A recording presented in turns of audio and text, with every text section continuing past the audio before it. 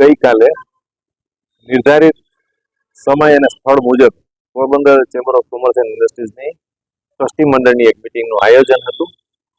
એ આયોજન થોડું મોડું એટલા માટે થયું કે ઓફિસ બંધ હતી.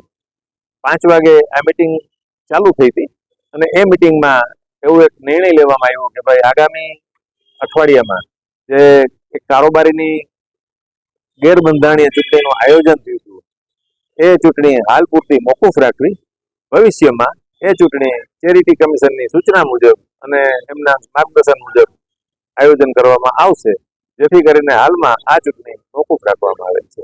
કબજો મેળવવાનો નહોતો, કબજો અમે બધા સાથે જ કામ કરીએ છીએ, પરંતુ ગેરકાયદેસર રીતે એ લોકો જે વહીવટ કરતા હતા એ વહીવટને કાલથી સ્ટોપ કરવામાં આવ્યો છે. મિસગાઈડ જે થતા હતા લોકોને અને એનું જે મિસયુઝ થતો હતો, અહીં જે પ્રોપર્ટી જે છે, અહીં જે ફંડ છે એ મિસયુઝ ન થાય એટલે ઓફિસ બેરર જે નિર્ધારિત ચેરિટી કમિશનના રેકોર્ડ ઉપર જેમના નામ છે એ ઓફિસ બેરર જ વહીવટ કરે એવું ગઈકાલે આયોજન કર્યું.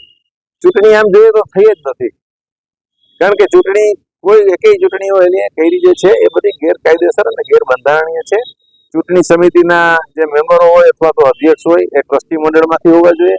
ચેમ્બરના વેપારી જે નોંધાયેલા છે એના કાયદેસરના પ્રતિનિધિ હોવા જોઈએ.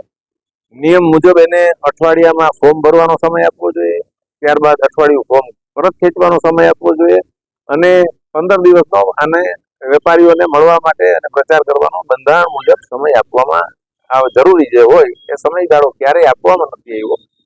તેમજ 101 જેટલા જે ગેરકાયદેસર પ્રતિનિધિઓ દાખલા તરીકે બંધ પેઢીમાં ઘૂસી ગયા હોય એના દ્વારા આ ચૂંટણીનું સંચાલન થતું હોય, બિનજરૂરી ખર્ચ અને બિનજરૂરી સમયની બરબાદી થતી હોય અને મુદ્દાના જે વેપાર ઉદ્યોગની જે રજૂઆતો અથવા તો જે માહિતીઓ અથવા તો જે પ્રસિદ્ધિ અથવા તો જે કંઈ કાર્યવાહી કરવાની હોય એ થઈ ન રહી હતી, એના માટે આ વ્યવસ્થિત હવે પછી સુચારું આયોજન થાય અને વ્યવસ્થિત સંસ્થા ચાલે એ માટેનું આયોજન થઈ રહ્યું છે.